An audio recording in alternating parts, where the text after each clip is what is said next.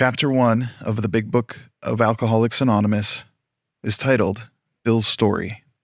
War fever ran high in the New England town to which we new young officers from Plattsburgh were assigned, and we were flattered when the first citizens took us into their homes, making us feel heroic. Here was love, applause, war, moments sublime with intervals hilarious. I was part of life at last, and in the midst of the excitement, I discovered liquor. I forgot the strong warnings and the prejudices of my people concerning drink. In time, we sailed for over there. I was very lonely and again turned to alcohol. We landed in England. I visited Winchester Cathedral. Much moved, I wandered outside. My attention was caught by a doggerel on an old tombstone. It said, "Here lies a Hampshire grenadier, who caught his death drinking cold, small beer. A good soldier is ne'er forgot, whether he dieth by musket or by pot." Ominous warning, which I failed to heed. 22 and a veteran of foreign wars, I went home at last. I fancied myself a leader, for had not the men of my battery given me a special token of appreciation? My talent for leadership, I imagined, would place me at the head of vast enterprises which I would manage with the utmost assurance. I took a night law course and obtained employment as investigator for a surety company. The drive for success was on. I'd proved to the world I was important. My work took me about Wall Street, and little by little I became interested in the market. Many people lost money, but some became very rich. Why not I? I studied economics and business as well as law. Potential alcoholic that I was, I nearly failed my law course. At one of the finals, I was too drunk to think or write. Though my drinking was not yet continuous, it disturbed my wife. We had long talks when I would still her forebodings by telling her that men of genius conceived their best projects when drunk, that the most majestic constructions of philosophic thought were so derived. By the time I had completed the course, I knew the law was not for me. The inviting maelstrom of Wall Street had me in its grip.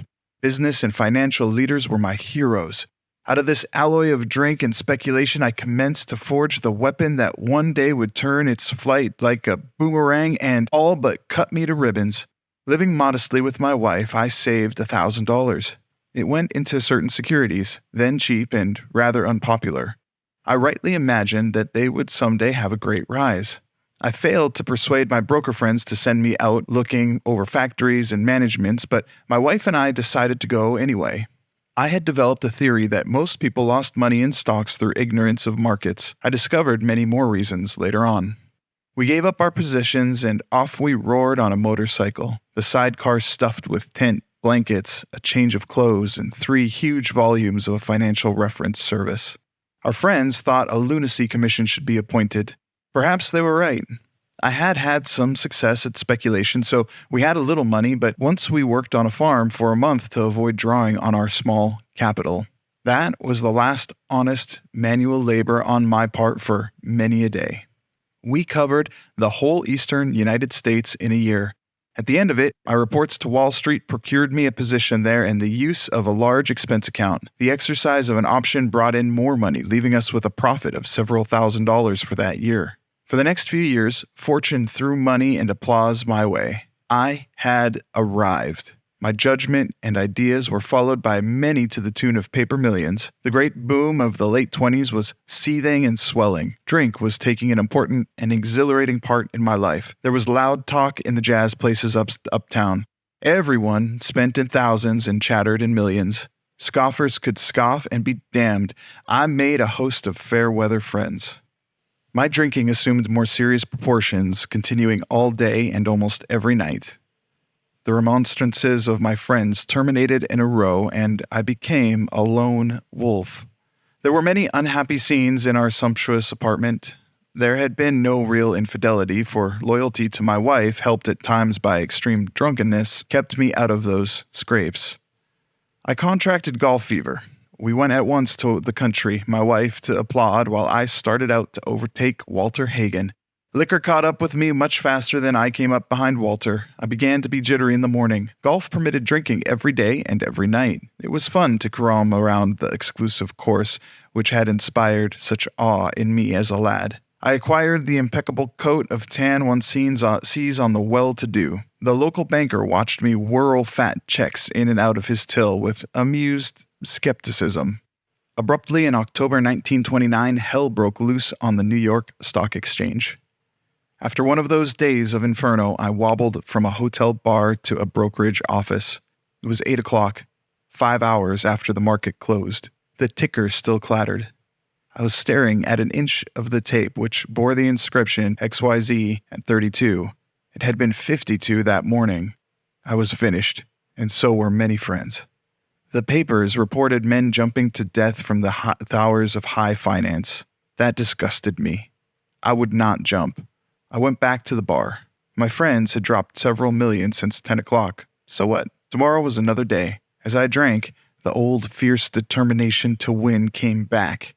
Next morning, I telephoned a friend in Montreal. He had plenty of money left and thought I had better go to Canada. By the following spring, we were living in our accustomed style. I felt like Napoleon returning from Elba. No St. Helena for me, but drinking caught up with me again, and my generous friend had to let me go. And this time we stayed broke. We went to live with my wife's parents. I found a job, then lost it as the result of a brawl with a taxi driver. Mercifully, no one could guess that I was to have no real employment for 5 years or hardly draw a sober breath. My wife began to work in a department store, coming home exhausted to find me drunk. I became an unwelcome hanger-on at brokerage places.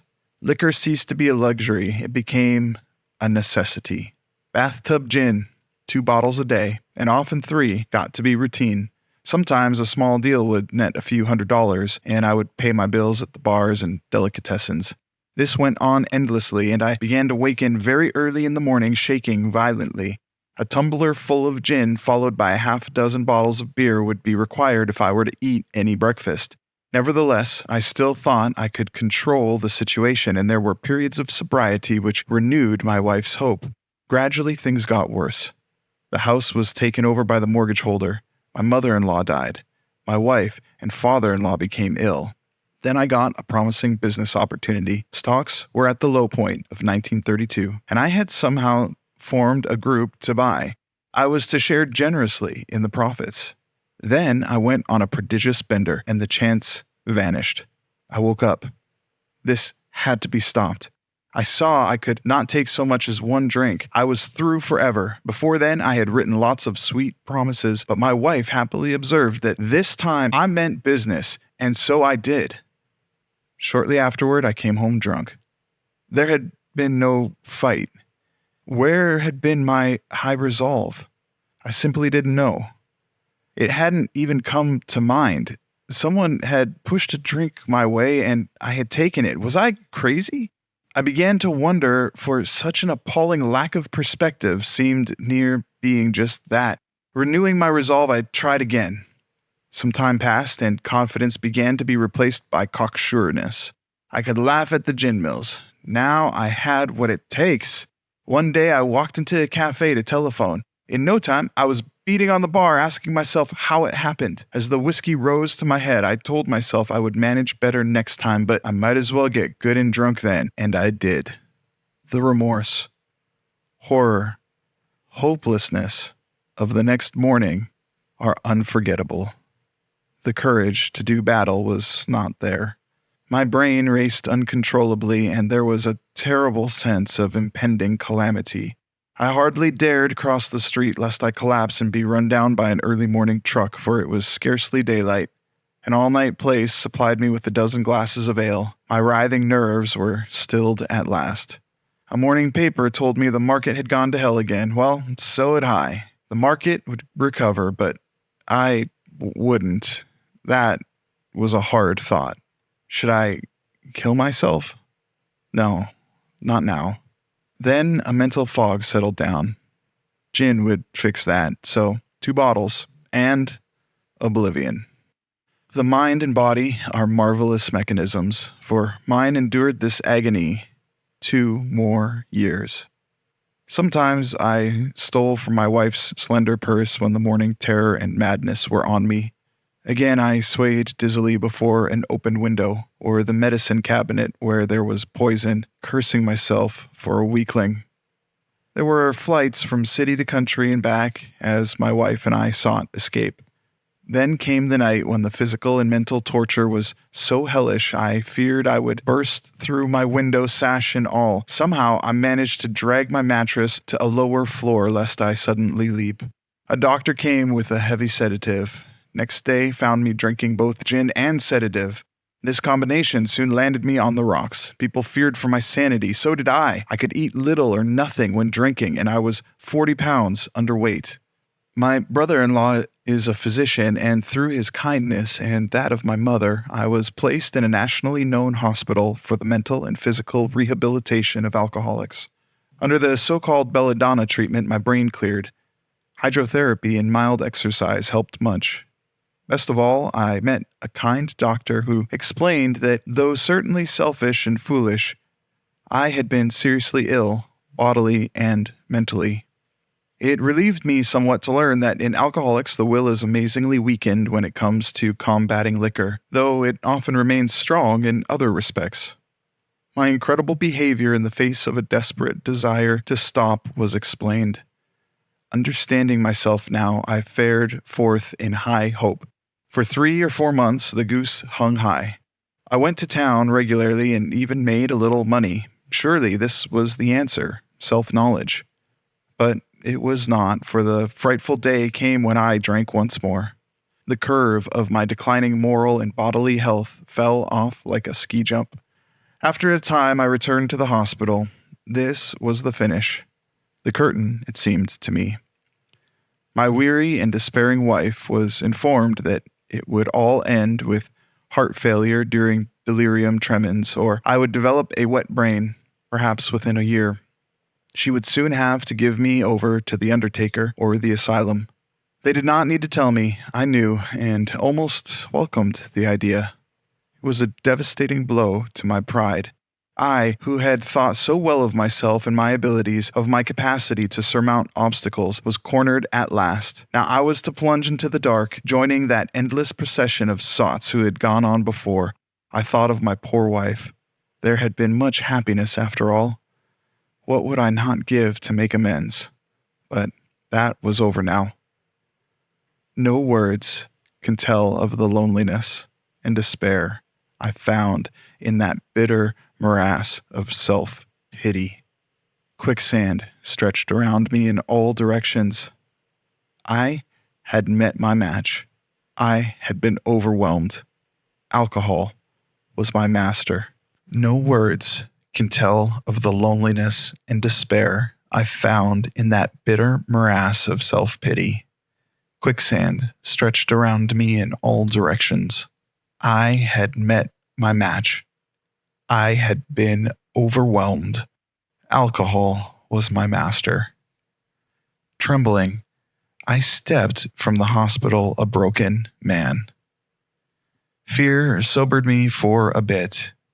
Then came the insidious insanity of that first drink, and on Armistice Day 1934, I was off again.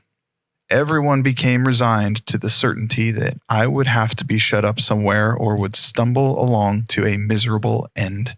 How dark it is before the dawn. In reality, that was the beginning of my last debauch. I was soon to be catapulted into what I like to call the fourth dimension of existence. I was to know happiness, peace, and usefulness in a way of life that is incredibly more wonderful as time passes. Near the end of that bleak November, I sat drinking in my kitchen. With a certain satisfaction, I reflected there was enough gin concealed about the house to carry me through that night and the next day. My wife was at work. I wondered whether I dared hide a full bottle of gin near the head of our bed. I would need it before daylight. My musing was interrupted by the telephone. The cheery voice of an old school friend asked if he might come over. He was sober. It was years since I could remember his coming to New York in that condition. I was amazed. Rumor had it that he had been committed for alcoholic insanity. I wondered how he had escaped. Of course, he would have dinner, and then I could drink openly with him. Unmindful of his welfare, I thought only of recapturing the spirit of other days. There was that time we had chartered an airplane to complete a JAG. His coming was an oasis in this dreary desert of futility. The very thing, an oasis. Drinkers are like that. The door opened and he stood there, fresh-skinned and glowing. There was something about his eyes. He was inexplicably different. What had happened? I pushed a drink across the table. He refused it. Disappointed but curious, I wondered what had got into the fellow. He wasn't himself. "Come, what's all this about?" I queried. He looked straight at me, simply but smilingly. He said, "I've got religion." I was aghast. So that was it. Last summer, an alcoholic crackpot. Now I suspected a little cracked about religion. He had that starry-eyed look. Yes, the old boy was on fire all right, but bless his heart, let him rant. Besides, my gin would last longer than his preaching. But he did no ranting. In a matter-of-fact way, he told how 2 young men had appeared in court persuading the judge to suspend his commitment. They had told of a simple religious idea and a practical program of action. That was 2 months ago, and the result was self-evident. It worked. He had come to pass this experience along to me, if I cared to have it. I was shocked, but interested. Certainly, I was interested. I had to be, for I was hopeless. He talked for hours. Childhood memories rose before me.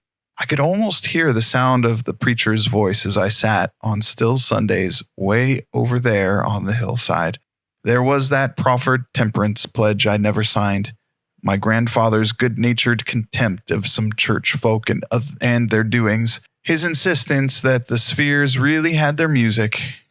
But his denial of the preacher's right to tell him how he must listen, his fearlessness as he spoke of these things just before he died, these recollections welled up from the past. They made me swallow hard. That wartime day in old Winchester Cathedral came back again. I had always believed in a power greater than myself. I had often pondered these things. I was not an atheist. Few people really are, for that means blind faith in the strange proposition that this universe originated in a cipher and aimlessly rushes nowhere. My intellectual heroes, the chemists, the astronomers, even the evolutionists, suggested vast laws and forces at work. Despite contrary indications, I had little doubt that a mighty purpose and rhythm underlay it all. How could there be so much of precise and immutable law and no intelligence? I simply had to believe in a spirit of the universe who knew neither time nor limitation, but that was as far as I had gone. With ministers in the world's religions, I parted right there. When they talked of a God personal to me who was love, superhuman strength, and direction, I became irritated and my mind snapped shut against such a theory. To Christ I conceded the certainty of a great man, not too closely followed by those who claimed him. His moral teaching, most excellent. For myself, I had adopted those parts which seemed convenient and not too difficult. The rest I disregarded. The wars which had been fought, the burnings, and chicanery that religious dispute had facilitated made me sick. I honestly doubted whether on balance the religions of mankind had done any good. Judging from what I had seen in Europe and since, the power of God in human affairs was negligible, the brotherhood of man a grim jest. If there was a devil, he seemed the boss universal, and he certainly had me. But my friend sat before me, and he made the point-blank declaration that God had done for him what he could not do for himself. His human will had failed. Doctors had pronounced him incurable. Society was about to lock him up. Like myself, he had admitted complete defeat. Then he had, in effect, been raised from the dead, suddenly taken from the scrap heap to a level of life better than the best he had ever known. Had this power originated in him? Obviously, it had not. There had been no more power in him than there was in me at that minute, and this was none at all. That floored me. It began to look as though religious people were right after all. Here was something at work in a human heart which had done the impossible. My ideas about miracles were drastically revised right then. Never mind the musty past. Here sat a miracle directly across the kitchen table. He shouted great tidings. I saw that my friend was much more than inwardly reorganized. He was on a different footing. His roots grasped a new soil. Despite the living example of my friend, there remained in me the vestiges of my old prejudice. The word God still aroused a certain antipathy. When the thought was expressed that there might be a God personal to me, this feeling was intensified. I didn't like the idea.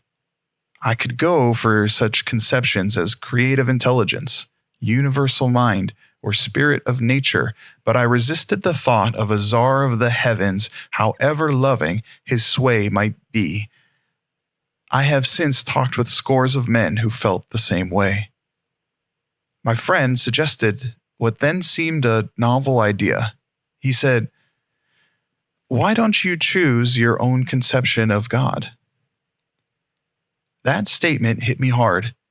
It melted the icy intellectual mountain in whose shadow I had lived and shivered many years.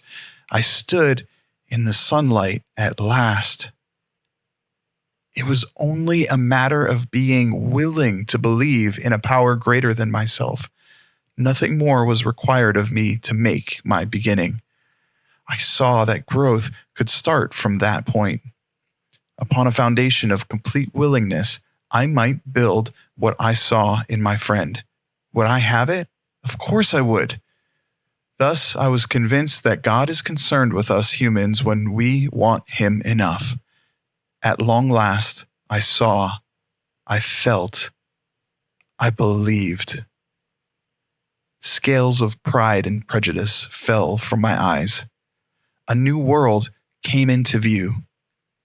The real significance of my experience in the cathedral burst upon me. For a brief moment, I had needed and wanted God. There had been a humble willingness to have Him with me, and He came. But soon the sense of His presence had been blotted out by worldly clamors, mostly those within myself. And so it had been ever since. How blind I had been. At the hospital, I was separated from alcohol for the last time. Treatment seemed wise, for I showed signs of delirium tremens. There I humbly offered myself to God, as I then understood Him, to do with me as He would. I placed myself unreservedly under His care and direction. I admitted for the first time that of myself I was nothing, that without Him I was lost. I ruthlessly faced my sins and became willing to have my newfound friend take them away, root and branch. I have not had a drink since. My schoolmate visited me, and I fully acquainted him with my problems and deficiencies. We made a list of people I had hurt or toward whom I felt resentment. I expressed my entire willingness to approach these individuals, admitting my wrong. Never was I to be critical of them. I was to right all such matters to the utmost of my ability. I was to test my thinking by the new God consciousness within. Common sense would thus become uncommon sense. I was to sit quietly when in doubt, asking only for direction and strength to meet my problems as He would have me. Never was I to pray for myself except as my requests bore on my usefulness to others. Then only might I expect to receive. But that would be in great measure. My friend promised when these things were done, I would enter upon a new relationship with my Creator, that I would have the elements of a way of living which answered all my problems. Belief in the power of God plus enough willingness, honesty, and humility to establish and maintain the new order of things were the essential requirements. Simple, but not easy. A price had to be paid. It meant destruction of self-centeredness. I must turn in all things to the Father of light who presides over us all. These were revolutionary and drastic proposals, but the moment I fully accepted them, the effect was electric. There was a sense of victory, followed by such a peace and serenity as I had never known. There was utter confidence. I felt lifted up, as though the great clean wind of a mountaintop blew through and through. God comes to most men gradually, but his impact on me was sudden and profound. For a moment, I was alarmed and called my friend, the doctor, to ask if I were still sane. He listened in wonder as I talked. Finally, he shook his head, saying, "Something has happened to you I don't understand, but you had better hang on to it. Anything is better than the way you were." The good doctor now sees many men who have such experiences. He knows that they are real. While I lay in the hospital, the thought came that there were thousands of hopeless alcoholics who might be glad to have what had been so freely given to me. Perhaps I could help some of them. They, in turn, might work with others. My friend had emphasized the absolute necessity of demonstrating these principles in all my affairs. Particularly was it imperative to work with others as he had worked with me. Faith without works was dead, he said, and how appallingly true for the alcoholic. For if an alcoholic failed to perfect and enlarge his spiritual life through work and self-sacrifice for others, he could not survive the certain trials and low spots ahead. If he did not work, he would surely drink again, and if he drank, he would surely die. Then faith would be dead indeed. With us, it is just like that. My wife and I abandon ourselves with enthusiasm to the idea of helping other alcoholics to a solution of their problems. It was fortunate, for my old business associates remained skeptical for a year and a half, during which I found little work. I was not too well at the time and was plagued by waves of self-pity and resentment. This sometimes nearly drove me back to drink, but I soon found that when all other measures failed, work with another alcoholic would save the day. Many times I have gone to my old hospital in despair. On talking to a man there, I would be amazingly lifted up and set on my feet. It is a design for living that works in rough going. We commenced to make many fast friends, and a fellowship has grown up among us, of which it is a wonderful thing to feel a part. The joy of living we really have, even under pressure and difficulty. I have seen hundreds of families set their feet in the path that really goes somewhere. Have seen the most impossible domestic situations righted, feuds and bitterness of all sorts wiped out. I have seen men come out of asylums and resume a vital place in the lives of their families and communities. Business and professional men have regained their standing. There is scarcely any form of trouble and misery which has not been overcome among us. In one Western city and its environs, there are 1,000 of us and our families. We meet frequently so that newcomers may find the fellowship they seek. At these informal gatherings, one may often see from 50 to 200 persons. We are growing in numbers and power. And there's a star here that says in 2006, AA is composed of over 106,000 groups. An alcoholic in his cups is an unlovely creature. Our struggles with them are variously strenuous, comic, and tragic. One poor chap committed suicide in my home. He could not or would not see our way of life. There is, however, a vast amount of fun about it all. I suppose some would be shocked at our seeming worldliness and levity, but just underneath there is a deadly earnestness. Faith has to work 24 hours a day in and through us, or we perish. Most of us feel we need look no further for utopia. We have it with us right here and now. Each day, my friend's simple talk in our kitchen multiplies itself in a widening circle of peace on earth and goodwill to men. Bill W., co-founder of AA, died January 24th, 1971.